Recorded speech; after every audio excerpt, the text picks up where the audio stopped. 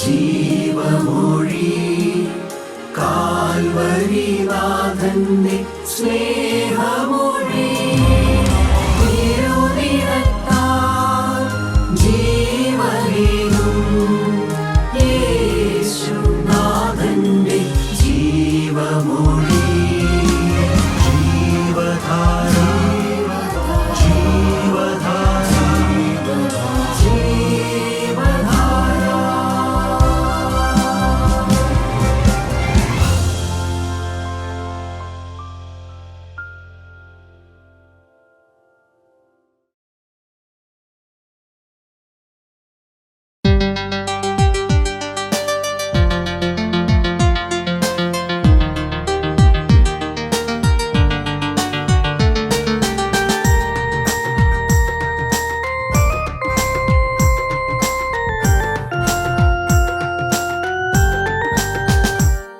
കുഞ്ഞാട്ടിൻ കല്യാണ മഹൽ ദിനത്തിൽ നാം കുഞ്ഞാട്ടിൻ കല്യാണ മഹൽ ദിനത്തിൽ നാം കാന്തയായി നിൽക്കും ശോഭ പരിപൂർണതയോടെ കാന്തയായി നിൽക്കും ശോഭ പരിപൂർണതയോടെ മിന്നുന്ന വസ്ത്രങ്ങൾ ധരിച്ചു കൊണ്ടു നാം മിന്നുന്ന വസ്ത്രങ്ങൾ ധരിച്ചു കൊണ്ടു നാം പ്രിയൻ മുഖം കണ്ടാനന്ദിക്കും നിത്യയുഗങ്ങൾ പ്രിയൻ മുഖം കണ്ടാനന്ദിക്കും നിത്യയുഗങ്ങൾ.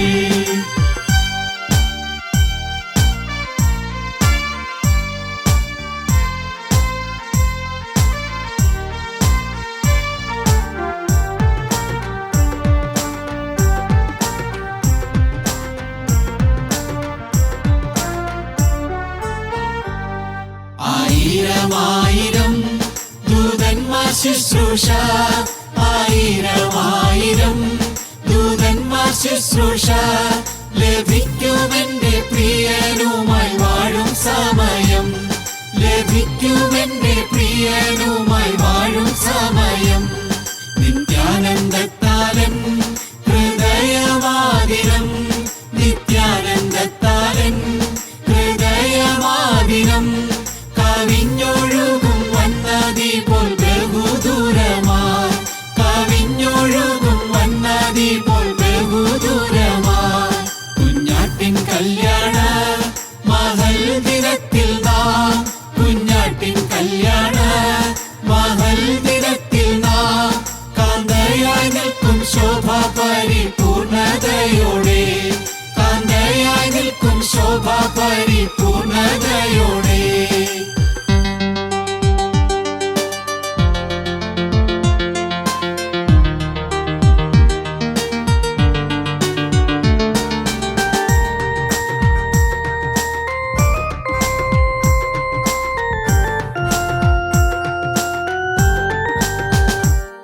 കാന്തനും കാന്തയും കല്യാണശാലയിൽ കാന്തനും കാന്തയും കല്യാണശാലയിൽ എണ്ണമില്ലാത്ത ശുദ്ധർ മധ്യേ വാഴും ചന്തമായി എണ്ണമില്ലാത്ത ശുദ്ധർ മധ്യേ വാഴും ചന്തമായി. ലഭിക്കുമന്നേനിക്കസംഖ്യ നിക്ഷേപം ലഭിക്കുമന്നേനിക്കസംഖ്യ നിക്ഷേപം പ്രമോദമായി വാണിടും ഞാൻ യുഗായുഗങ്ങളായി പ്രമോദമായി വാണിടും ഞാൻ യുഗായുഗങ്ങളായി. കുഞ്ഞാട്ടിൻ കല്യാണ മഹൽ ദിനത്തിൽ നാം കുഞ്ഞാട്ടിൻ കല്യാണ മഹൽ ദിനത്തിൽ നാം കാന്തയായി നിൽക്കും ശോഭ പരിപൂർണതയോടെ കാന്തയായി നിൽക്കും ശോഭ പരിപൂർണതയോടെ. ദൈവത്തിന് സ്തോത്രം. നമുക്ക് വീണ്ടും ദൈവവചനവുമായി അല്പനേരം അവൻ്റെ കാൽച്ചുവട്ടിലിരിക്കാം. അപ്പോസ്തല പ്രവൃത്തി 3-ാം അധ്യായത്തിൻ്റെ 19-ാമത്തെ വാക്യം. ആകയാൽ നിങ്ങളുടെ പാപങ്ങൾ മാഞ്ഞു കിട്ടേണ്ടതിന് മാനസാന്തരപ്പെട്ട് തിരിഞ്ഞുകൊള്ളുവീൻ. എന്നാൽ കർത്താവിൻ്റെ സന്മുഖത്തു നിന്ന് ആശ്വാസകാലങ്ങൾ വരികയും നിങ്ങൾക്ക് മുൻ നിയമിക്കപ്പെട്ട ക്രിസ്തുവായ യേശുവിനെ അവൻ അയക്കുകയും ചെയ്യും. ദൈവത്തിന് സ്തോത്രം. വളരെ സന്തോഷകരമായ ഒരു വാക്യമാണ് ആർക്കും മനസ്സിലാകുന്ന ലളിതമായ രീതിയിലാണ് ദൈവത്തിൻ്റെ പരിശുദ്ധാത്മാവ് മനുഷ്യന് ആശ്വാസം കിട്ടുന്നത് എങ്ങനെയാണെന്ന് കൃത്യമായിട്ട് പറഞ്ഞിരിക്കുന്നു. ഈ സന്ദർഭം നമുക്കറിയാം. ഗർഭം മുതൽ മുടന്തനായിരിക്കുന്ന ഒരു മനുഷ്യനെ ദേവാലയത്തിൽ വെച്ച് പത്രോസും യോഹന്നാനും ചേർന്ന് സൗഖ്യം കൊടുത്തു. അവർ ദിവസേന കണ്ടുകൊണ്ടിരിക്കുന്ന ഈ മനുഷ്യനാണ്. ഒരു വലിയ അത്ഭുതമാണ്. അവിടെ കൂടി വന്ന ദേവാലയത്തിൽ വന്നിരുന്ന പരിസരത്തുള്ള എല്ലാവർക്കും ഭയങ്കര അത്ഭുതം. ഇവൻ നടന്നും തുള്ളിയും കൊണ്ട് ദൈവത്തെ മഹത്വപ്പെടുത്തുന്നത് കണ്ടപ്പോൾ എന്തൊരു അത്ഭുതം. സാധാരണ മനുഷ്യരായ പത്രോസും യോഹന്നാനും നാളുകളായി യേശുവിൻ്റെ ശിഷ്യന്മാരായിരുന്നവർക്ക് ഇതെങ്ങനെ സാധിച്ചു എന്നുള്ളത് അത്ഭുതത്തോടെ നോക്കി നിൽക്കുമ്പോൾ പത്രോസ് വളരെ കൃത്യമായിട്ടും വ്യക്തമായിട്ടും പറഞ്ഞു, ഞങ്ങളെ നോക്കുന്നത് എന്ത്? ഞങ്ങളുടെ എന്തെങ്കിലും കാര്യം കൊണ്ടാണോ, ഞങ്ങളുടെ ശക്തി കൊണ്ടോ, ഞങ്ങളുടെ എന്തെങ്കിലും കഴിവുകൊണ്ടാണോ ഈ അത്ഭുതം നടന്നത്? അല്ല. ഈ അത്ഭുതം നടന്നതിൻ്റെ പിന്നിൽ നിങ്ങൾ ക്രൂശിച്ച ആ യേശു എന്ന് പറയുന്ന ആ നസ്രായനാണ്. അവിടെ കൃത്യമായിട്ട് പറഞ്ഞു കൊടുത്തു. മഹത്വം മുഴുവൻ കർത്താവായ യേശു ക്രിസ്തുവിന് കൊടുത്തു. പ്രിയപ്പെട്ട സഹോദരങ്ങളെ, അവിടെ പത്രോസ് വ്യക്തമായിട്ട് പറയുന്നുണ്ട്, നിങ്ങൾ വലിയ പാപമാണ് ചെയ്തത്, നിങ്ങൾ വലിയ അകൃത്യമാണ് ചെയ്തത്. നിങ്ങൾക്ക് പ്രശംസിക്കാൻ ഒത്തിരി കാര്യങ്ങളുണ്ട്. മനോഹരമായ ദേവാലയമുണ്ട്, അബ്രഹാമിൻ്റെ സന്തതി പരമ്പരയാണ്, മോശ നിങ്ങൾക്ക് ന്യായപ്രമാണം തന്നു, നിങ്ങൾ ദിവസേന യാഗം കഴിക്കുന്നവരാണ്, നിങ്ങൾ പരീശന്മാരാണ്, നിങ്ങൾ ദൈവത്തെ ഭയപ്പെടുന്നവരാണ്, നിങ്ങൾ ദേവാലയത്തിൽ വരുന്നവരാണ്, ആരാധനയ്ക്ക് വരുന്നവരാണ്, മറ്റെല്ലാ ജാതികളെക്കാളും നിങ്ങൾ ഉയർന്ന നിലവാരമുണ്ടെന്ന് സ്വയം നിങ്ങൾ പ്രശംസിക്കുന്നവരാണ്. എന്നാൽ നിങ്ങൾ വലിയ പാതകമാണ് ചെയ്തത്, നിങ്ങൾ വലിയ തെറ്റാണ് ചെയ്തത്. ദൈവസന്നിധിയിൽ നിങ്ങളുടെ അകൃത്യം വലുതാണ്. കാരണം ദൈവം നിങ്ങളുടെ രക്ഷയ്ക്ക് വേണ്ടി അയച്ചു തന്ന യേശു ക്രിസ്തുവിനെ, നസ്രായനായ യേശുവിനെ നിങ്ങൾ അംഗീകരിച്ചില്ല. നിങ്ങളവനെ തള്ളിപ്പറഞ്ഞത് മാത്രമല്ല, അവനെ തള്ളിപ്പറഞ്ഞവനെ ക്രൂശിക്കാൻ വിട്ടുകൊടുത്തു. ഇതൊരു വലിയൊരു പാതകമാണ്. ദൈവം നിങ്ങളെ നോക്കി സങ്കടത്തോടെ നോക്കി നിൽക്കുകയാണ്. കാരണം നിങ്ങൾ പാപം ദൈവത്തിൻ്റെ ജനമെന്ന് പറഞ്ഞുകൊണ്ട് നിങ്ങൾക്കിപ്പോൾ പാപം ചെയ്ത് ദൈവത്തെ ദുഃഖിപ്പിച്ചിരിക്കുന്ന ഒരവസ്ഥയിലാണെന്ന് അവർക്ക് വ്യക്തമായിട്ടും കൃത്യമായിട്ടും പറഞ്ഞു കൊടുത്തു. അങ്ങനെ പറഞ്ഞിട്ട് കാര്യമില്ലല്ലോ. ഈ വലിയൊരു അത്ഭുതമല്ലേ നടന്നത്. ഈ അത്ഭുതം നടന്നതിൻ്റെ പിന്നിൽ പ്രവർത്തിച്ച പരിശുദ്ധാത്മാവിൻ്റെ ശക്തി എവിടുന്ന് വന്നതാണ്? അത് പുത്രൻ തമ്പുരാൻ സ്വർഗരാജ്യത്തിലേക്ക് കടന്നു എന്ന പിതാവിങ്കിൽ നിന്ന് വാങ്ങിച്ചു തന്ന പരിശുദ്ധാത്മാവിൻ്റെ പ്രവർത്തനമാണ് നിങ്ങൾ കാണുന്നത്. അപ്പോൾ ഇത് നിങ്ങൾക്കുള്ളതാണ്, നിങ്ങൾക്ക് ലഭിക്കാവുന്നതാണ്. പക്ഷേ നിങ്ങൾക്ക് വലിയ പാപമുണ്ട്. നിങ്ങളുടെ പാപങ്ങൾ ആദ്യം മാഞ്ഞു കിട്ടണം. നിങ്ങൾ ചെയ്തു കൂട്ടിയ വലിയ പാപങ്ങൾ മാഞ്ഞു കിട്ടണം. നിങ്ങളുടെ രക്ഷയ്ക്കായിട്ട് നിങ്ങളെ വീണ്ടെടുക്കാൻ വേണ്ടി സ്വർഗത്തിൽ നിന്ന് കാണാതെ പോയ ആടുകളെ തേടിയാണ് യേശു ക്രിസ്തുവിടെ വന്നത്. നിങ്ങൾക്ക് പല കാര്യങ്ങളും നന്മയ്ക്കായിട്ടുള്ള പല കാര്യങ്ങളുണ്ട്. നിങ്ങൾക്ക് വിശ്വാസമുള്ളവരാണ് നിങ്ങൾ പറയുന്നുണ്ട്, നിങ്ങൾക്ക് ദൈവഭക്തിയുണ്ട്, നിങ്ങൾക്ക് തെറ്റിലേക്ക് പോകാൻ താല്പര്യമില്ലാത്ത എല്ലാം ഉണ്ടെങ്കിലും കാതലായി നിങ്ങൾക്ക് വലിയൊരു മനസ്സാന്തരം വന്നിട്ടില്ല. നിങ്ങൾക്ക് ഒരു മാറ്റം വന്നിട്ടില്ല. നിങ്ങൾ പണ്ട് തൊട്ടേ ആചരിച്ചു വരുന്ന ചില കാര്യങ്ങളിൽ നിങ്ങൾ ആശ്രയിക്കുന്നു. ദേവാലയത്തിൽ പോകുന്നു, ആരാധന കഴിക്കുന്നു, യാഗം കഴിക്കുന്നു, പാവം വന്നാൽ അതിന് പരിഹാരമായി യാഗം കഴിക്കുക, എല്ലാം ശരി തന്നെ. പക്ഷേ ഒരു കാര്യം നിങ്ങൾ മനസ്സിലാക്കണം, പാപം നിങ്ങളുടെ ഹൃദയത്തിൽ നിലനിൽക്കുന്നു. നിങ്ങൾ എന്തെല്ലാം യാഗം കഴിച്ചാലും വീണ്ടും വീണ്ടും നിങ്ങൾ പാപം ചെയ്യുന്നു. അതിൻ്റെ അടിസ്ഥാനം എന്താണ്? നിങ്ങളിൽ നിന്ന് പാപപ്രവണത മാറുന്നില്ല. അതിൻ്റെ കാരണം എന്താണ്? നിങ്ങളുടെ ഉള്ളിൽ നിങ്ങൾക്ക് പാപത്തോട് പ്രേരണ തരുന്ന ഒരു പിശാചുണ്ട്. ജീവനുള്ള ദൈവത്തിൻ്റെ ഏറ്റവും വലിയ ശത്രുവായ പിശാച് നിങ്ങളുടെ ഹൃദയത്തിൽ സ്ഥിരമായി വസിച്ചുകൊണ്ട് നിങ്ങളെ ദൈവത്തിൽ നിന്ന് അകറ്റുന്നു. നിങ്ങൾ എന്തെല്ലാം ദൈവത്തിന് പ്രസാദകരമാണെന്ന് തോന്നുന്ന കാര്യങ്ങൾ ചെയ്താലും വാസ്തവത്തിൽ ദൈവം നിങ്ങളെക്കുറിച്ച് കാണുന്നത് നിങ്ങൾ ദൈവത്തെ വേദനിപ്പിക്കുന്നവരും ദുഃഖിപ്പിക്കുന്നവരുമാണ്. എന്താ കാര്യം? നിങ്ങളുടെ ഹൃദയത്തിൽ നിന്ന് പാപം മാറുന്നില്ല. നിങ്ങളുടെ ഹൃദയത്തിൽ നിന്ന് ദൈവത്തിൻ്റെ ഏറ്റവും വലിയ ശത്രുവായ പിശാച് മാറുന്നില്ല. ആ പാപം വെച്ചുകൊണ്ടാണ് നിങ്ങൾ ദൈവത്തെ പ്രസാദിപ്പിക്കാൻ വേണ്ടി അധ്വാനിക്കുന്നതും പാടുപെടുന്നതുമെല്ലാം. നിങ്ങൾ അധ്വാനിക്കുന്നുണ്ട്, പക്ഷെ ദൈവം നോക്കുന്നത് നിങ്ങളുടെ ഹൃദയമാണ്. നിങ്ങളുടെ ഹൃദയത്തിൽ നിങ്ങളെ നിയന്ത്രിക്കുന്നത് ആരാണ്? ഹൃദയത്തിൽ നിന്ന് വെളിയിലേക്ക് വരുന്നത് എന്താണ്? നിങ്ങൾ ചിന്തിക്കണം. അത് നിങ്ങൾക്ക് പാപബോധം വരുത്താനാണ് കർത്താവായ യേശു ക്രിസ്തു പിതാവിനാൽ അയക്കപ്പെട്ടത്. നിങ്ങളത് വിശ്വസിക്കുന്നില്ല. ആദ്യമേ നിങ്ങളുടെ അവിശ്വാസമാണ് കാരണം. പിതാവായ ദൈവം നിങ്ങളുടെ രക്ഷയ്ക്കായിട്ട് നിങ്ങൾക്ക് എന്നേക്കുമായി പാപത്തിന് പരിഹാരം വരുത്തി നിങ്ങളുടെ ഉള്ളിൽ നിന്ന് പിശാചിൻ്റെ ആധിപത്യം മാറ്റി നിങ്ങളെ ദൈവപൈതലാക്കി സ്വർഗരാജ്യത്തിലേക്ക് എത്തിക്കാൻ വേണ്ടി വന്ന ആ യേശു ക്രിസ്തുവിനെ നിങ്ങൾ തള്ളിപ്പറഞ്ഞു. നിങ്ങൾ പറഞ്ഞ അവൻ അവനെ വിശ്വസിക്കുന്നില്ല, ശബത്ത് അനുസരിക്കുന്നില്ല എന്ന് പറയുന്നു.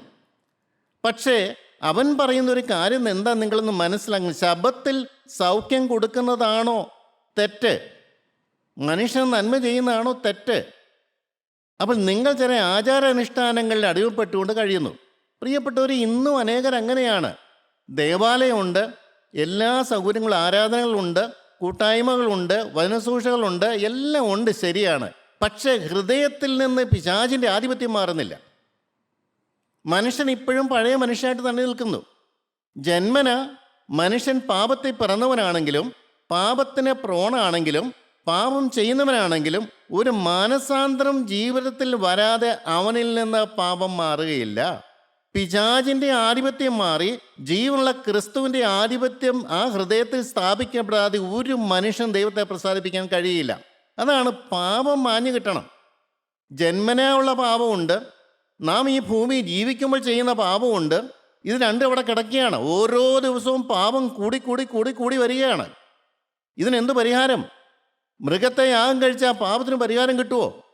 അത് ദൈവം തമ്പുരാൻ വാസ്തവത്തിലൊരു കാര്യം നിങ്ങൾക്ക് വരാൻ പോകുന്ന വലിയൊരു കാര്യത്തിൻ്റെ മുൻകൂട്ടായിട്ട് ഒരു കാര്യം കാണിച്ചു തന്നതാണ്. കാരണം അതിൻ്റെ ഗൗരവം എന്നാന്ന് ചോദിച്ചാൽ, പാപം ദൈവം ഏറ്റവും വെറുക്കുന്നു. കാരണം അതിൻ്റെ പിന്നിൽ പ്രവർത്തിക്കുന്ന പിശാചാണ്. പാപം ചെയ്യുന്ന ദേഹം മരിക്കും, പാപം ചെയ്യുമ്പോൾ മരിക്കും. അപ്പോൾ പാപം മാറണമെങ്കിൽ ആ പാപം ചെയ്യുമ്പോൾ സംഭവിക്കുന്ന കാര്യം ദൈവമായിട്ടുള്ള ബന്ധം നഷ്ടപ്പെടുന്നു.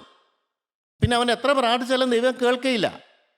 ഒരു കാര്യത്തിൽ മാത്രം ദൈവം പ്രാർത്ഥന കേൾക്കും, എനിക്ക് തെറ്റുപറ്റിപ്പോയി, കർത്താവെ ക്ഷമിക്കണമെന്ന് പറഞ്ഞ അനുതാപത്തിൻ്റെ പ്രാർത്ഥന തകർന്ന നുറി ഹൃദയത്തോടെ പ്രാർത്ഥിച്ചാൽ ഒരു പാപിയുടെ പ്രാർത്ഥന ദൈവം കേൾക്കും, അല്ലാതെ പാപിയുടെ പ്രാർത്ഥന ദൈവം കേൾക്കയില്ല. വ്യക്തമാണ്. അപ്പോൾ നിങ്ങൾക്ക് പാപബോധം കിട്ടണം. നിങ്ങൾ എവിടെയാണ് തെറ്റിയത്? നിങ്ങളുടെ പാപം എന്താണ്? അത് ഞാൻ പറഞ്ഞല്ലോ, നിങ്ങളുടെ അവിശ്വാസമാണ്. നിങ്ങൾ യേശുവിനെ കണ്ടത് അച്ഛൻ്റെ മകനായിട്ടാണ്, മറിയയുടെ മകനായിട്ട്, അവരുടെ സഹോദരങ്ങളുടെ ഒരാളായിട്ട് മാത്രം കണ്ടു.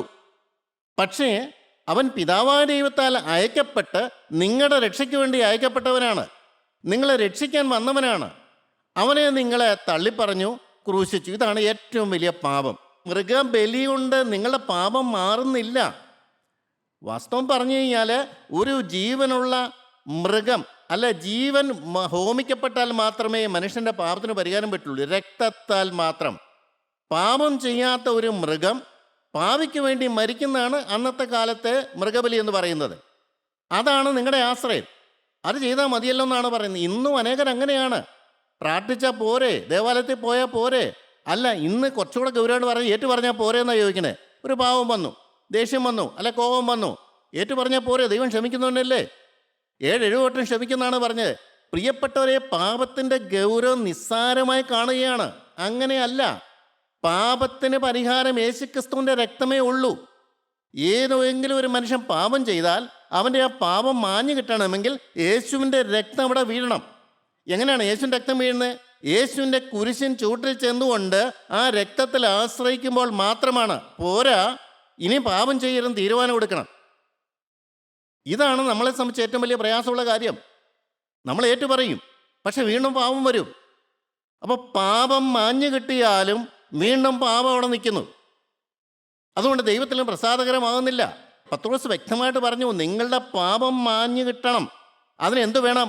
മാനസാന്തരപ്പെടണം. ഇത് അനേകർക്കൊരു അലർജിയാണ് ഈ മാനസാന്തരം എന്ന് പറയുന്നത്.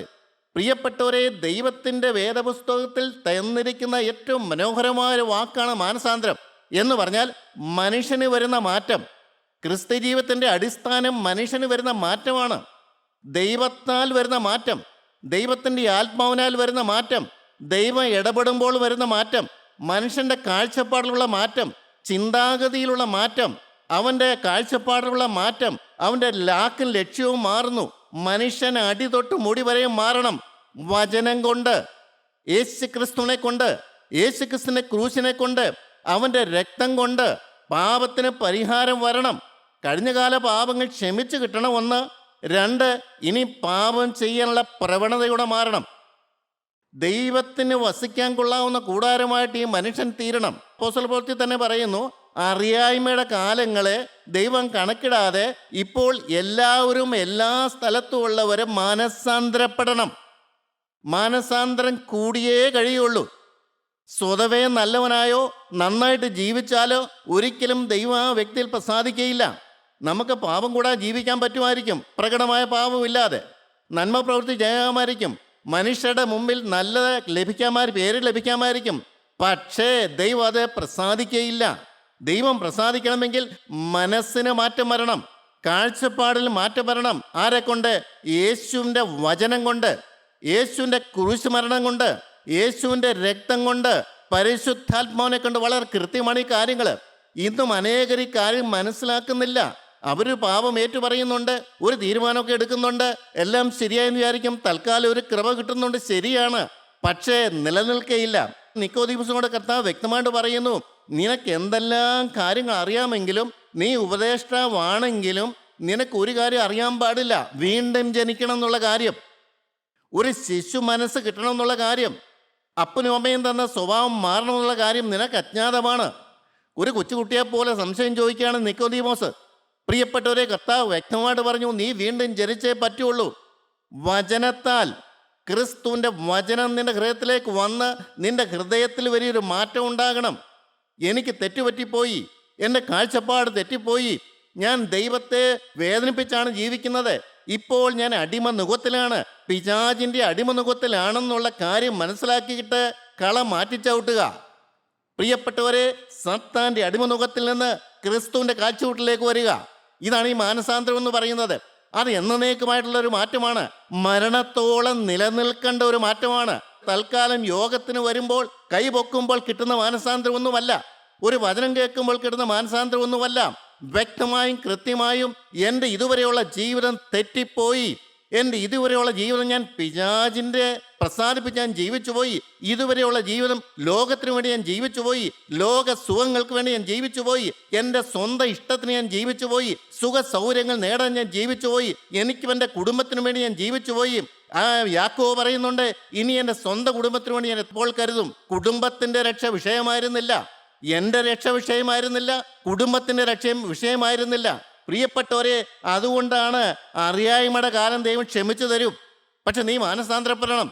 ആ മാനസാന്തരം എന്നേക്കും ദൈവത്തോട് പറയുന്നൊരു വാക്കിൽ കൂടെ ആയിരിക്കണം. ഇനിയും പഴയതിലേക്ക് പോകാൻ പാടില്ല, ഇനിയും പഴയ പാപം വരാൻ പാടില്ല. അത്രമാത്രം നീ കർശനമായി നിന്നെ തന്നെ നീ സൂക്ഷിച്ചേ പറ്റുള്ളൂ. ദൈവ കൃപയിൽ ആശ്രയിച്ചുകൊണ്ട് നീ ജീവിച്ചേ പറ്റുള്ളൂ. നിന്നെ തന്നെ നീ കാണണം, ഞാൻ ദൈവത്തിന് വേണ്ടി വേർതിരിക്കപ്പെട്ടവനാണ്, സ്വർഗരാജ്യത്തിന് വേണ്ടി ഞാൻ വേർതിരിക്കപ്പെട്ടവനാണ്. ഞാൻ ഈ ലോകം മനുഷ്യനല്ല, ഇന്നോ നാളെയോ ഞാൻ ഈ ലോകം വിട്ട് പോകേണ്ടവനാണ്. എനിക്കിവിടെ വലിയ കാര്യമൊന്നുമില്ല. എനിക്കിപ്പോഴാണ് ഈ കാര്യങ്ങൾ മനസ്സിലായത്. സ്വർഗം എന്നെ ആവലോടെ കാത്തിരിക്കുകയാണ്, സ്വർഗ എൻ്റെ മനസാന്തരത്തിന് വേണ്ടി കാത്തിരിക്കുകയാണ്, പരിശുദ്ധാത്മാവിനെ അയക്കാൻ ആവലോടെ കാത്തിരിക്കുകയാണ്, യേശുവിൻ്റെ രക്തം വീഴിച്ചെന്നെ കഴുകാൻ ആവലോടെ നിൽക്കുകയാണ്. എത്ര പേർക്ക് ഇത് മനസ്സിലാകുന്നുണ്ട്? അപ്പോൾ പാപം മാഞ്ഞു കിട്ടേണ്ടതിന് മാനസാന്തരപ്പെടണം. മാനസാന്തരപ്പെട്ട പാത്രം പോരാ, ഇവിടെ പറയുന്നൊരു വാക്കുണ്ട്, തിരിയണം. ഇതുവരെ വന്ന ജീവിതത്തിൽ നിന്ന് വ്യക്തമായിട്ടൊരു തിരിവുണ്ടായിരിക്കണം. ഇതുവരെ ഇരുളിലൂടെ നടന്നു, ഇതിനി വെളിച്ചത്തിലൂടെ നടക്കണം. ഇതുവരെ സാത്താൻ്റെ കൂടെ നടന്നു, ഇനി ദൈവത്തിൻ്റെ കരം പിടിച്ചുകൊണ്ട് നടക്കണം. ഇത് ഒരു വലിയൊരു കാര്യമാണ്. പഴയ ജീവിതത്തിൻ്റെ കാഴ്ചപ്പാടുകളെല്ലാം മാറി പിശാചിൻ്റെ അടിമപ്പണിയിൽ നിന്ന് മോചനം പ്രാപിച്ച് ക്രിസ്തുവിൻ്റെ അടിമയായി കഴിയുന്ന മനോഹരമായൊരു ജീവിതം. അത് അനുഭവിച്ചവർക്കല്ലേ അറിയാൻ പറ്റുള്ളൂ. അനുഭവിച്ചവർ പറയും, അനുഭവം ഇല്ലാത്തവരിങ്ങനെ വെറുതെ നോക്കിയിരിക്കും, എന്തായി പറയണത് മനസ്സിലാകില്ല. പ്രിയരെ, ഒരു മനുഷ്യർക്കും കാണിച്ചു കൊടുക്കാൻ പറ്റുന്ന വഴിയല്ല. ഞാൻ മനസ്സിലാക്കിയൊരു സത്യമുണ്ട്, ഞാൻ അറിയണം എൻ്റെ ആത്മാവിൻ്റെ അവസ്ഥ. എൻ്റെ ആത്മാവ് എങ്ങോട്ടാണ് പോകുന്നത് ഞാൻ അറിയണം. എൻ്റെ ഹൃദയത്തിൽ വരുന്ന ഈർഷ, എൻ്റെ ഹൃദയത്തിൽ വരുന്ന ദേഷ്യം, മുഷിച്ചിൽ, ഇഷ്ടക്കുറവ്, നിരാശ, ഭാരം, ആകുലം, ടെൻഷൻ, ലോകത്തിലേക്ക് പോകാനുള്ള ആഗ്രഹം, പണം സമ്പാദിക്കാനുള്ള വ്യഗ്രത, കംഫർട്ടിന് വേണ്ടിയുള്ള ആഗ്രഹം. അനേകർ പ്രകടമായ പാപത്തിലൊന്നും പോകുന്നില്ല. ഹൃദയഭാവങ്ങൾ ഉണ്ടായിരിക്കും, ഇല്ലായിരിക്കും, ഞാനതിനെ പറ്റിയൊന്നും പറയണില്ല. പല കാര്യങ്ങളുണ്ട്, പക്ഷെ അതെല്ലാം സാരമില്ല ഏറ്റു പറഞ്ഞാൽ മതിയെന്ന് പറയും. പക്ഷെ എൻ്റെ പോക്കെങ്ങ്, ഞാൻ നിത്യത്തിലേക്ക് അടുക്കുകയാണ്, ഞാൻ മരണത്തിലേക്ക് അടുക്കാൻ പോവുകയാണ്. ഒരു ബന്ധനവും വെച്ചുകൊണ്ട് അങ്ങോട്ട് പോകാൻ പറ്റത്തില്ല. വലിയ വിശുദ്ധന്മാർ പോലും മരണക്കിടക്കൽ വിഷമിച്ചു. അവർ വിഷമിക്കുകയും അന്താളിക്കുകയും ചെയ്യുന്നത് ഞാൻ വേദപുസ്തകത്തിൽ വായിച്ചിട്ടുണ്ട്. അപ്പോൾ എൻ്റെ അവസ്ഥ എന്തായിരിക്കും? ഒരു സാധാരണ മനുഷ്യൻ ഇല്ല പ്രിയരെ. നമുക്കതെല്ലാം ബുദ്ധി ഉപദേശമാണ്. അവർക്ക് സംഭവിച്ച് എനിക്ക് സംഭവിക്കാൻ പാടില്ല. മാനസാന്തരം അത് ശരിയായ മാനസാന്തരമായിരിക്കണം. ഞാൻ പാപത്തോട് യാത്ര പറഞ്ഞു എന്ന് പറഞ്ഞാൽ, പിശാചിനോട് യാത്ര പറഞ്ഞു എന്ന് പറഞ്ഞാൽ, ലോകത്തോട് യാത്ര പറഞ്ഞു എന്ന് പറഞ്ഞാൽ, എൻ്റെ ജീവൻ ഞാൻ ക്രിസ്തുവിന് കൊടുത്തു എന്ന് പറഞ്ഞാൽ അത് ക്രിസ്തു അംഗീകരിച്ച് മുദ്ര വെച്ചതായിരിക്കണം. സ്വർഗം അത് രേഖപ്പെടുത്തണം. ഞാൻ മാനസാന്തരപ്പെട്ടു, ഞാൻ പാപത്തോട് യാത്ര പറഞ്ഞു, പിന്നെ സ്വർഗം ഏറ്റെടുക്കുകയാണ് ഈ വ്യക്തിയെ. സ്വർഗത്തിൻ്റെ പരിശുദ്ധാത്മാവ് താഴോട്ട് പറന്നു വരികയാണ്. സ്വർഗീയ മാലാഖമാരെ നിരന്നു വന്ന് നിൽക്കുകയാണ്. ഞാൻ എപ്പോഴും ചിന്തിക്കുന്നൊരു കാര്യമുണ്ട്. ധനവാന്റെ ലാസറിനെയും സംഭവതയ്ക്കകത്ത് ലാസറിന് ആരുമില്ല. ഞാൻ ചിന്തിക്കാറുണ്ട്, അവിടെ ആ ദേശത്തൊരു കല്യാണം നടന്ന ആരെങ്കിലും ലാസറിനെ വിളിക്കുമോ? ഏതെങ്കിലും സന്നദ്ധ സംഘടനകൾ വന്നിട്ട് അവനോട് കുശലം പറയുമോ? ഒന്നുമില്ല. പട്ടിയാണ് ആകെയുള്ള ആശ്രയം, നക്കുന്നത്. പക്ഷേ വേറെ ഒരു കാര്യം പറയേണ്ടത്, ആ ദരിദ്രൻ മരിച്ചപ്പോൾ ദൂതന്മാർ അവനെ പൊക്കിക്കൊണ്ടുപോയി. അപ്പം മരിക്കുന്നവരെയും ദൂതന്മാരെ ചുറ്റുമുണ്ട്. അവൻ്റെ എല്ലാ സങ്കടങ്ങളും ഭൂമിയിലെ യാതൊന്നും പരിഹരിച്ചു കൊടുത്തില്ല ദൈവം. പല സങ്കടം ഉണ്ടായിരുന്നു, ന്യായമായ സങ്കടം, സ്തോത്രം. ഒന്നും ദൈവം കൊടുത്തില്ല. ദൈവത്തിനറിയാം അവനൊന്നും കൊടുത്തില്ലേലും അവൻ്റെ ഹൃദയം സന്തോഷം കൊണ്ട് നിറഞ്ഞിരിക്കുകയാണ്. അവന് പരാതിയില്ല. പ്രിയരെ, എന്നെ വളരെ ചിന്തിപ്പിച്ചൊരു വിഷയമാണ്. സാധിക്കുമോ നമുക്ക്? സാധിക്കുമെന്ന് ലാസർ പറയുന്നു. ഇന്ന് അബ്രഹാമിൻ്റെ മടിത്തട്ടി ഇരുന്നുകൊണ്ട് ലാസർ പറയുന്ന ഒരു കാര്യമുണ്ട്, എന്തെല്ലാം ഭൂമിയിൽ ഇല്ലായെങ്കിലും നിൻ്റെ ഹൃദയത്തിന് തളച്ച വരിയില്ല. കാരണം സ്വർഗീയ ദൂതന്മാരും പരിശുദ്ധാത്മാവും നിൻ്റെ ഹൃദയത്തിൽ നിറഞ്ഞിരിക്കും. ഒരു പരാതിയില്ല. മരിക്കാൻ നോക്കി നിൽക്കുകയാണ് ദൂതന്മാർ അവനെ കൊണ്ടുപോകാൻ. അവനെ എന്തെല്ലാം ഇല്ലെന്ന് പറഞ്ഞാലും വല്ല പ്രശ്നമുണ്ടോ? ഇന്ന് നമുക്കെന്നെ എല്ലാം ഉണ്ടെങ്കിലും നമുക്ക് പ്രശ്നമാണ്. ഞാൻ എപ്പോഴും ഓർക്കും, എന്തെങ്കിലും ഒരു നേരിയ പ്രശ്നം വരുമ്പോൾ ഞാൻ ലാസറെ ഓർക്കും. ദൂതന്മാരുണ്ടോ സംരക്ഷണമായിട്ട്? സാരമില്ല മോനെ, ഇതൊക്കെ ഇത്ര കാലത്തേക്കല്ലേ ഉള്ളൂ, വലിയ ദൈവം നിനക്ക് തരുമെന്ന് നിൻ്റെ ഉള്ളു പറഞ്ഞുകൊണ്ടിരിക്കുന്ന പരിശുദ്ധാത്മാവിനെ നിനക്കകത്തുണ്ടോ? കഷ്ടങ്ങൾ സാരമില്ലെന്ന് പറയൂ. എൻ്റെ ദൈവത്തിന് സ്തോത്രം. പ്രിയരെ, ഇതാണ് വീണ്ടെടുക്കപ്പെട്ട ദൈവവേദനയിൽ ഏറ്റവും വലിയ ഭാഗ്യപദവി എന്ന് പറയുന്നതാണ്. എന്തെല്ലാം പ്രശ്നം വന്നാലും, തളർന്നു പോകേണ്ട കാര്യങ്ങൾ വന്നാലും, നിരാശ വരാമെങ്കിലും ഇല്ല, ഭാരപ്പെടണം. നീ സ്വർഗത്തിലെ ദൈവത്തിൻ്റെ ഏറ്റവും പ്രിയപ്പെട്ട മകനാണ്. നിനക്ക് ഭാരപ്പെടേണ്ട കാര്യമില്ല. നിനക്ക് എൻ്റെ ആത്മാവ് സന്തോഷമായിട്ടിരിക്കുകയല്ലേ, നിത്യജീവൻ്റെ അവകാശമല്ലേ നിനക്ക് ലഭിച്ചിരിക്കുന്നത്. എന്തിനു ഭാരപ്പെടണം? എന്തിനു ഭാരപ്പെടണം? സ്വർഗരാജ്യം നിനക്ക് വേണ്ടി കാത്തിരിക്കുകയാണ്, ഇന്നോ നാളെയോ അല്പസമയം. പ്രിയരെ, ഇതാണ് ഒരു ദൈവത്തിൽ ഏറ്റവും വലിയ പ്രത്യാശ എന്ന് പറയുന്നത്. മനസാന്തരമല്ല, തിരിയുകയല്ല, ക്ഷമിച്ച് കിട്ടുകയല്ല. പഴയ ജീവിതത്തിൽ നിന്ന് പുതിയ കാഴ്ചപ്പാടിലേക്ക് ആൾ മാറുകയാണ്. ആൾ മാറി. അത് ആ വ്യക്തിക്കും അറിയാം, ഞാൻ ആൾ മാറി. ഇതെങ്ങനെ അറിയാം?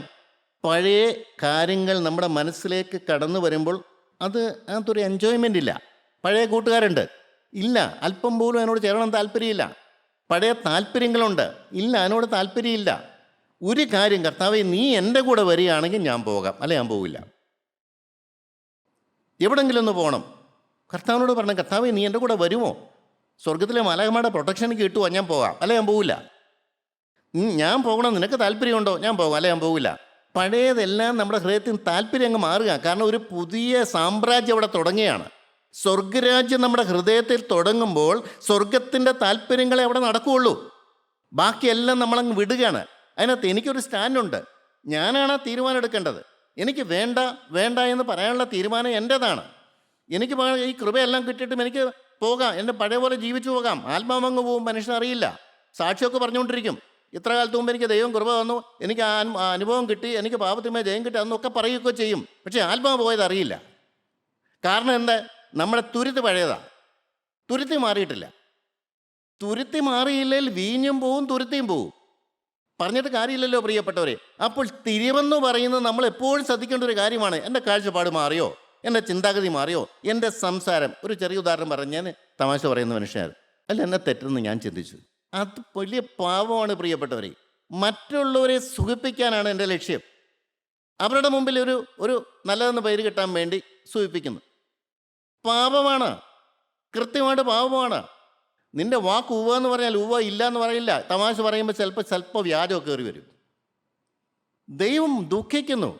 ദൈവത്തിൻ്റെ വചനം പറയാൻ വേണ്ടി തന്ന നാവ് ഞാൻ തന്നെ അത് വേർതിരിക്കണമെങ്കിൽ ദൈവത്തിന് വചനം പറയാനുള്ളതാണ്. തെറ്റ് പറയാൻ പാടില്ല. ആരെയും സൂചിപ്പിക്കാല്ല എൻ്റെ ലക്ഷ്യം. ജഡപ്രകാരം ഞാൻ ആരെയും അറിയുന്നില്ലെന്നാണ് അപ്പോസ്തലൻ പറയുന്നത്. ദൈവത്തിന് വേണ്ടി വേർതിരിക്കപ്പെട്ട മനുഷ്യനാണ് ഞാൻ. അകവും പുറവും എല്ലാം ആര് നോക്കിയാലും. ഞാൻ ഈയിടെ ചിന്തിക്കാറുണ്ടായിരുന്നു, എവിടെയെങ്കിലും ഒന്ന് പ്രസംഗിക്കാൻ പോയാൽ ഒരു 500 പേരുള്ള ഒരു ഓഡിറ്റോറിയത്തിലാണെന്നുണ്ടെങ്കിൽ 1000 കണ്ണ എന്നെ നോക്കിക്കൊണ്ടിരിക്കുന്നത്. ഇവൻ പറയുന്നതൊക്കെ ശരിയാണോ? ഇവൻ്റെ ജീവിതത്തിൽ എന്തെങ്കിലും തെറ്റുണ്ടോ? ഒരു നിസ്സാര തെറ്റെന്ന് തോന്നുന്ന കാര്യം, അവർക്ക് തോന്നുന്ന കാര്യം പൊക്കിയെടുത്തുകൊണ്ട് അവർ വരും. അല്ലേ കർത്താവ് എന്തെങ്കിലും പാപം ചെയ്തിട്ടാണോ? പിതാവ് എൻ്റെ ദൈവമാണെന്ന് പറഞ്ഞു, വലിയ പാപമായിട്ടാണ് പറയുന്നത്. 1. 2, ശബത്ത് നാളിൽ സൗഖ്യം കൊടുത്തു, വലിയ പാപമാണെന്നാണ് പറയുന്നത്. അബ്രഹാം ഉണ്ടാകുന്നതിന് മുമ്പ് ഞാനുണ്ടായിരുന്നു, സത്യമാണ് പറഞ്ഞത്, പക്ഷെ വലിയ പാപമായിട്ട് അവർ കാണുന്നത്. എൻ്റെ മാംസം തിന്നുകയും രക്തം കുടിക്കാതെയും ചെയ്യുന്നവർക്ക് ദൈവമില്ലെന്ന് പറഞ്ഞു, വലിയ തെറ്റ്. ഇതെല്ലാം പറഞ്ഞത് സത്യമല്ലേ? സത്യത്തെ വളച്ചൊടിച്ചുകൊണ്ട് ജനത്തിൻ്റെ മുമ്പിൽ പ്രചരിപ്പിക്കാൻ ശത്രു പരിശ്രമിക്കുന്നുണ്ട് പ്രിയപ്പെട്ടവരെ. അതുകൊണ്ട് ഈ ദൈവത്തിൻ്റെ മുമ്പിൽ മാത്രമല്ല, ജനത്തിൻ്റെ മുമ്പിലും ഞാൻ എല്ലാവരുടെയും മുമ്പിൽ നിൽക്കുന്ന ഒരു മനുഷ്യനാണ്. ഒരു പാപവും വരാൻ പാടില്ല. എന്നെ അണ്ടർ എസ്റ്റിമേറ്റ് ചെയ്യാൻ പറ്റത്തില്ല. അതിന് ഞാൻ എന്നെ തന്നെ സൂക്ഷിച്ചേ പറ്റുള്ളൂ. അല്പകാലമുള്ള ലോക ജീവിതത്തിൽ വലിയ പ്രയാസമുള്ള കാര്യമൊന്നുമാണോ? ഇല്ല പ്രിയരെ. എന്തിന് മനുഷ്യമാനം? എന്തിന് ജനങ്ങളുടെ അംഗീകരണം? എൻ്റെ ദൈവം എന്നെ മാനിച്ചാൽ മതി. എൻ്റെ പ്രിയപ്പെട്ടവരെ, കടുത്തൊരു തീരുമാനം എടുത്താൽ സ്വർഗം പിന്നാലെ നിൽക്കും. അബദ്ധവശാൽ പോലും പാവം വരാൻ പാടില്ല. ചിലർക്ക് പറയുന്നത് ഞാൻ കേട്ടിട്ടുണ്ട്, മനസ്സറിഞ്ഞാൽ പാവം ചെയ്യില്ലെന്ന്. അപ്പം മനസ്സറിയാതെ പിന്നെ എങ്ങനെയാണ് പാവം വരുന്നത്? മനസ്സറിയാതെ പാവം വരുന്നത് എങ്ങനെയാണ്? അപ്പോൾ പാപത്തിന് നമ്മുടെ മേൽ ഹോൾഡുണ്ട്. പ്രിയരെ, മനസ്സറിഞ്ഞോ മനസ്സറിയാതോ പാവം വരാൻ പാടില്ല. പാപം പിശാചിൻ്റെതാണ്. ദൈവത്തിൻ്റെ ആത്മാവ് എന്നെ ടേക്ക് ഓവർ ചെയ്താൽ മനസ്സറിയാതെയും പാവം വരില്ല. അങ്ങനെ തീരുമാനം വല്ലതും ഉണ്ടോ? ഇങ്ങനെ ചെയ്താൽ ആശ്വാസകാലങ്ങൾ നിൻ്റെ ജീവിതത്തിൽ വരും. അത് കർത്താവിൻ്റെ വചനമാണ്. ഇങ്ങനെ മനം തിരിഞ്ഞ് കഴിഞ്ഞ കാല പാപങ്ങൾ ക്ഷമിച്ച് കിട്ടി കർത്താവിൻ്റെ സന്നിധിയിൽ ഒരു കൃത്യമായ തീരുമാനം എടുത്താൽ, വന്നുപോയ പാപങ്ങളെ അനുദപിച്ചാൽ, ഇനി ഞാൻ നിൻ്റേതാണെന്ന് പറഞ്ഞാൽ ആശ്വാസകാലങ്ങളാണ് പിന്നീടുള്ളത് മുഴുവൻ. സങ്കീർത്തനക്കാരൻ പറഞ്ഞു, നന്മയും കരുണയും എൻ്റെ ആയുഷ്കാലമൊക്കെയും എൻ്റെ പിന്നാലെ വരുമെന്നാ, മുന്നേ വരുമെന്നല്ല പറഞ്ഞത്. ഞാൻ പോകുന്നതിൻ്റെ പിന്നാലെ നന്മയും കരുണയും, ദൈവത്തിൻ്റെ ദൂതന്മാരും ദൈവത്തിൻ്റെ മാലാഖമാരും ഈ വാങ്ങിപ്പോയ വിശുദ്ധന്മാരുടെ വലിയ സംരക്ഷണം ഉണ്ടെന്നൊക്കെയാണ് പറയുന്നത്. എൻ്റെ ദൈവത്തിന് സ്തോത്രം. എബ്രാഹിം പറയുന്നത് അങ്ങനെയാണ്. സാക്ഷിയായിട്ട് ഇത്ര വലിയൊരു സമൂഹം നമുക്ക് ചുറ്റും നിൽക്കുന്നുണ്ട്. എവിടെയൊക്കെ എപ്പോഴൊക്കെയാണെന്ന് ചോദിച്ചു കഴിഞ്ഞാൽ ഒന്നും പറയാൻ എനിക്കറിയാൻ പാടില്ല. ഏതായാലും സ്വർഗം മുഴുവൻ തീരുമാനം എടുത്ത തീഷ്ണതയുള്ള ദൈവത്തിൻ്റെ പിന്നാലെ കാണുന്ന സംശയമില്ല. 4-ാം സങ്കീർത്തനത്തിൽ പറയും, ഞാൻ സമാധാനത്തോടെ കടന്നുറങ്ങും, നീയല്ലോ യഹോവയെ നിർഭയം വസിക്കുമാറാക്കിയത്. സമാധാനത്തോടെ കടന്നുറങ്ങാൻ പറ്റുന്നുണ്ടോ പേടിയില്ലാതെ? രാത്രി സ്വപ്നം വരുമെന്ന് ഒരാളെന്നോട് പറഞ്ഞു, എൻ്റെ ഡോക്ടറെ ഇനി കിടന്നുറങ്ങാൻ പറ്റില്ല, പേടിയാ. എന്താ പേടി? അല്ല, സ്വപ്നം വരും. ഞാൻ എന്നെ പറയാനാ? ഞാൻ പറയാം, എൻ്റെ പൊന്നു സഹോദര, രാത്രികാലം പോലും നിൻ്റെ പരിശുദ്ധാത്മാവ് നിയന്ത്രിക്കുകയാണെങ്കിൽ ഒരു സ്വപ്നം അവിടെ വരില്ല. ഒരു പാപവും നിസ്സാരമായി കാണരുത്. ഏത് നിസ്സാരം തോന്നുന്ന പാപമാണെങ്കിൽ, ഇപ്പോൾ ഞാൻ ഇപ്പം തമാശ പറയുന്ന കാര്യം പറഞ്ഞില്ലേ, ആരെങ്കിലും അത് ഗൗരവമായിട്ട് കാണുമോ? എൻ്റെ ദൈവത്തിന് സ്തോത്രം. ദൈവം ദുഃഖിക്കും, അത്രേ ഉള്ളൂ കാര്യം. മനുഷ്യ കൈയടിക്കുമായിരിക്കും, പക്ഷെ ദൈവം ദുഃഖിക്കും. കാരണം എന്നെക്കുറിച്ചുള്ള ദൈവത്തിൻ്റെ പ്രതീക്ഷ വലിയതാണ് പ്രിയപ്പെട്ടവരെ. ജീവനുള്ള ക്രിസ്തു ശക്തനാണെന്ന് തെളിയിക്കേണ്ടവൻ ഞാനാണ്. ദൈവം പരിശുദ്ധനാണെന്ന് തെളിയിക്കേണ്ടത് ഞാനാണ്. ദൈവം വിശുദ്ധനാണെന്ന് തെളിയിക്കേണ്ടത് ഞാനാണ്. ദൈവത്തിൻ്റെ വചന ഘനഗംഭീരത്തോടെ പറയണമെന്നുള്ളത് ഞാനാണ് കാണിച്ചു കൊടുക്കേണ്ടത്. ഉത്തമ സാക്ഷിയായി നിൽക്കാൻ ദൈവം എന്നെയാണ് കണ്ടിരിക്കുന്നത്. ആരെന്ത് പറഞ്ഞാലും ശരി. ആശ്വാസകാലങ്ങൾ വരും. ഇതുവരെ ലോകകാര്യങ്ങൾ സമ്പാദിച്ചുകൊണ്ടിരുന്നു, ഇതുവരെ പണത്തിൻ്റെ പിന്നാലെ പോയിക്കൊണ്ടിരുന്നു, ഇതുവരെ മനുഷ്യന് ഇമ്പമുള്ള കാര്യങ്ങൾ ചെയ്തുകൊണ്ടിരുന്നു, മനുഷ്യനെ പ്രസാദിപ്പിക്കാൻ നോക്കിക്കൊണ്ടിരുന്നു. ഇപ്പോൾ പല പാപങ്ങളിലും നമ്മൾ ഇൻവോൾവ് ആയിരുന്നു. ഇപ്പോൾ പാപം ചെയ്യുന്നവരെക്കുറിച്ച് ആർക്കും ഒരു പരാതിയില്ലല്ലോ. ഇന്നലെ ഞാൻ ടി വിയിൽ കണ്ടു, പെൺകുട്ടികൾ മദ്യപിക്കുന്ന പെൺകുട്ടികൾ ഈ എറണാകുളം പട്ടണത്തിൽ ഇഷ്ടം പോലുണ്ട്. ചോദിച്ചവരൊക്കെ ഞാൻ മദ്യപിക്കില്ലെന്ന് പറഞ്ഞവരെ ഞാൻ കണ്ടിട്ടില്ല. അതിനകത്ത് കൊണ്ടുവന്നിട്ടില്ല, വന്നിട്ടില്ല. ഇന്ന ബ്രാൻഡാണ്, ഇന്നതാണെന്നൊക്കെ പറയുന്നു. എൻ്റെ പ്രിയപ്പെട്ടവരെ, ലോകം എൻ്റെ വഴിക്ക് എക്കാലത്തും ലോകത്തിൽ ഇങ്ങനെയുള്ളതെല്ലാം ഉണ്ട്. പൊയ്ക്കോട്ടെ, സാരമില്ല. അതിൻ്റെ മുകളിൽ, അതിൻ്റെ നടുവിൽ നിൽക്കാൻ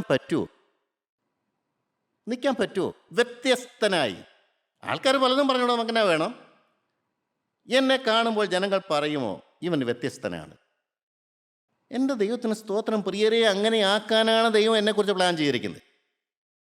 നിന്നെ ഞാൻ സാക്ഷിയായി നിർത്തുമെന്ന് പറഞ്ഞു. അപ്പോൾ ശൗലിനോട് പറഞ്ഞു, നീ എന്നെ കണ്ടതിനും ഞാൻ നിൻ്റെ സാക്ഷിയായതിനും ഞാൻ നിന്നെ നിർത്തും, ജാതികളുടെ ഇടയിലേക്ക് ഞാൻ നിന്നെ അയക്കുകയാണ്. യേശുക്രിസ്തു നിന്നെ കണ്ടതും വിളിച്ചതും വേർതിരിച്ചതും അനേകരുടെ പാപം ക്ഷമിച്ചു കൊടുക്കുന്നതുമായ വലിയ സത്യം, ജാതികളായ നിങ്ങൾക്കും യേശുക്രിസ്തുവിനെ പ്രാപിക്കാൻ നിങ്ങൾക്കും നിത്യവും കിട്ടുമെന്ന് പറയാൻ ഞാൻ കണ്ട പാത്രമാണെന്നാണ് ശൗലിനെ കുറിച്ച് പറഞ്ഞത്. എന്നെക്കുറിച്ചോ? എൻ്റെ പ്രിയപ്പെട്ടവരെ, എന്നെക്കുറിച്ച് ദൈവം ഒന്നും പറഞ്ഞില്ലെങ്കിൽ പോലും ഒരു വിശുദ്ധനാകുന്ന കാര്യം, that is A common factor. വേല എന്തുമായിക്കോട്ടെ, വേല ഇല്ലാതിരുന്നോട്ടെ, പക്ഷെ നിന്നെക്കുറിച്ച് ദൈവം കണ്ടിരിക്കുന്ന ഏറ്റവും വലിയ വേല നിന്റെ ഹൃദയം ശുദ്ധീകരിക്കുക എന്നുള്ളതാണ്. നിനക്ക് ദൈവത്തെ കാണണോ? ഭൂമിയിൽ ദൈവത്തെ കാണണമെങ്കിൽ നിന്റെ ഹൃദയം നീ പറ്റുള്ളൂ. ഹൃദയശുദ്ധിയുള്ളവർ ഭാഗ്യവാന്മാരെന്നാണ് പറയുന്നത്. ആ ഹൃദയശുദ്ധി ഉണ്ടെങ്കിൽ മാത്രമേ നിനക്ക് ദൈവത്തെ കാണാൻ പറ്റുള്ളൂ, ദൈവത്തോട് അടുക്കാൻ പറ്റുകയുള്ളൂ. പ്രിയപ്പെട്ടവരെ, യേശു ഹൃദയത്തിലേക്ക് വരുന്നൊരു മനോഹരമായ ജീവിതമുണ്ട്. സ്വർഗം താഴേക്ക് ഇറങ്ങി വരുന്ന ജീവിതമുണ്ട്. അതാണ് പറഞ്ഞിരിക്കുന്നത്. അങ്ങനെ ചെയ്താൽ സമൂഹത്തിന് ആശ്വാസങ്ങൾ ദൈവം നയിക്കട്ടെ. ക്രിസ്തുവായ യേശുവിനെ അവൻ അയക്കുകയും ചെയ്യും. എങ്ങോട്ട്? എൻ്റെ ഹൃദയത്തിലേക്ക്, എൻ്റെ ഈ ചെറിയ സാമ്രാജ്യത്തിലേക്ക്. അവന് പൂർണ്ണ സ്വാതന്ത്ര്യം ഞാൻ കൊടുക്കുമ്പോൾ അവൻ സന്തോഷത്തോടെ കടന്നു വന്ന് അവൻ എൻ്റെ ഹൃദയം കഴുകി വെടിപ്പാക്കുന്നു. സ്വർഗം ഇവിടെ സ്ഥാപിക്കുന്നു. സ്വർഗം നമ്മൾ മുകളിലാണെന്നൊക്കെ പറയുന്നുണ്ട്. അല്ല പ്രിയരെ, ഭൂമി ജീവിക്കുന്ന എന്നെ സംബന്ധിച്ച് സ്വർഗത്തിൽ നിന്ന് താഴേക്ക് ഇവിടെ കൊണ്ടുവന്ന് എൻ്റെ ഹൃദയം സ്വർഗമാക്കാൻ പറ്റും. ഹൃദയം സ്വർഗമാക്കിയാൽ അതിൻ്റെ ഗുണം എന്നെ ചേർന്ന് നിൽക്കുന്നവർക്കൊക്കെ കിട്ടും. കർത്താവ് വ്യക്തമായിട്ട് പറഞ്ഞു, ജീവജലനദി ഒഴുകുമെന്ന്. ജീവജലനദി ഒഴുകുന്നത് എങ്ങനെയാ? ഞാൻ വല്ലതും ചെയ്തിട്ടാണോ? നീ വിശുദ്ധിയോടെ നിന്നാൽ, ദൈവത്തെ പ്രസാദിപ്പിച്ച് നിന്നാൽ, പാപത്തോട് യാത്ര പറഞ്ഞാൽ, ലോകത്തോട് യാത്ര പറഞ്ഞാൽ, നിന്റെ ജീവിതം ദൈവത്തിന് വേണ്ടി വേർതിരിച്ചാൽ, നിത്യതയ്ക്ക് വേണ്ടി വേർതിരിച്ചാൽ, എൻ്റെ പ്രിയ സഹോദരങ്ങളെ, ജീവജല നദി സ്വർഗം നിന്നിൽ കൂടി ഒഴുക്കുമെന്നാണ് പറഞ്ഞത്. അതവിടെ കെട്ടിക്കിടക്കുകയില്ല, അത് ഒഴുകുക തന്നെ ചെയ്യും. ആ ഒഴുക്കിൽ അടുത്ത് നിൽക്കുന്നത് നമ്മൾ കേട്ടിട്ടുണ്ടല്ലോ, ജീവജല നദിയുടെ ഇരുപുറവും ജീവന്റെ വൃക്ഷമുണ്ടെന്നൊക്കെ പറയുന്നു. അത് ചെല്ലുന്നിടത്തൊക്കെയും മനുഷ്യർക്ക് ജീവൻ കിട്ടുമെന്ന് പറയുന്നു. എൻ്റെ സഹോദരങ്ങളെ, ദൈവത്തിൻ്റെ പ്ലാനും പദ്ധതിയൊക്കെ എന്താണെന്ന് നമുക്കറിയാൻ പാടില്ലല്ലോ. ദൈവം ഒരാളിൽ പ്രതീക്ഷ വെച്ചിരിക്കുന്നു. ദൈവത്തിന് സ്തോത്രം. എന്താണ്? അന്ധകാര ശക്തികൾ നമ്മുടെ ഹൃദയം വിട്ട് ഓടും, സമാധാനം താഴോട്ട് ഇറങ്ങി വരും. അല്ല, പ്രാർത്ഥിക്കാനുള്ള ഏകാഗ്രത നമുക്ക് കിട്ടും. എത്ര പ്രാർത്ഥിച്ചാലും മതിവരാത്തൊരു അനുഭവം കിട്ടും. നാവ് സ്തുതിക്കാൻ തുടങ്ങും. വചനം വായിക്കുമ്പോൾ നമ്മുടെ ഹൃദയം കത്താൻ തുടങ്ങും. തകർന്ന് നുറുങ്ങിയുള്ള ഹൃദയം നമുക്ക് കിട്ടും. ദൈവസാന്നിധ്യം എപ്പോഴും കൂടെ വരും. എവിടെ പോകുമ്പോഴും ഒരു കാര്യം നാം ആഗ്രഹിക്കണം. നാം ആഗ്രഹിച്ചാലേ കിട്ടുകയുള്ളൂ. ദൈവസാന്നിധ്യം നാം അനുഭവിക്കണമെങ്കിൽ ദൈവസാന്നിധ്യത്തിന് വേണ്ടി നാം ആഗ്രഹിക്കുമ്പോഴേ അത് കിട്ടുകയുള്ളൂ. ദൈവം മറ്റേ കൂടെ ഉണ്ടെങ്കിൽ നമ്മൾ അറിയത്തില്ല. നമ്മുടെ താല്പര്യങ്ങളുടെ ഭാവത്തിലേക്ക് പിന്നെയും പോകാം, സാധ്യതയുണ്ട്. സാഹചര്യം അങ്ങനെയാണ്. എന്നാൽ എൻ്റെ കർത്താവേ, എൻ്റെ സാന്നിധ്യം നഷ്ടപ്പെട്ടു പോകല്ലേ, നീ എൻ്റെ കൂടെ വേണമേ. എന്നാൽ എനിക്ക് പാപത്തോളം ആസക്തി എനിക്ക് വരില്ലല്ലോ കർത്താവേ. ഏത് സമയത്തും പാപം വരാം. അവൻ ചതിക്കുന്നവനാണ്, അവൻ ഉപായത്താൽ ചതിക്കുന്നവനാണ്. അതുകൊണ്ട് നീ എൻ്റെ കൂടെ വേണമെന്ന് നിർബന്ധമുള്ള എത്ര പേരുണ്ട്? പ്രിയപ്പെട്ടവരെ, അവർക്ക് ദൈവസാന്നിധ്യം കിട്ടും. തകർന്ന് നുറുങ്ങിയുള്ള ഹൃദയം എത്രയോ പേര് കൊതിക്കുന്നുണ്ട്. എന്തേ തകർന്ന് നുറുങ്ങിയുള്ള ഹൃദയം എന്ന് പറയുന്നത്? എൻ്റെ ഒന്നുമില്ലായ്മ ഞാൻ മനസ്സിലാക്കിക്കൊണ്ട് എല്ലാമാകുന്ന ദൈവത്തിൻ്റെ സനയിൽ ആശ്രയിക്കുക. എനിക്കൊന്നുമില്ല, നിന്റെ കൃപ മാറിയാൽ ഞാൻ തീർന്നു എന്ന് പറഞ്ഞുകൊണ്ട് ദൈവത്തിൽ ആശ്രയിക്കുക. പ്രിയപ്പെട്ടവരെ, ഈ സമാധാനം നിങ്ങൾക്ക് വേണമോ? ദൈവസന്നിധി നമുക്ക് കാത്തിരിക്കാം. ദൈവം അതിനുള്ള സകല കൃപയും നിങ്ങൾക്ക് തരട്ടെ. ദൈവം മാത്രം മഹത്വപ്പെടാനിടയാകട്ടെ.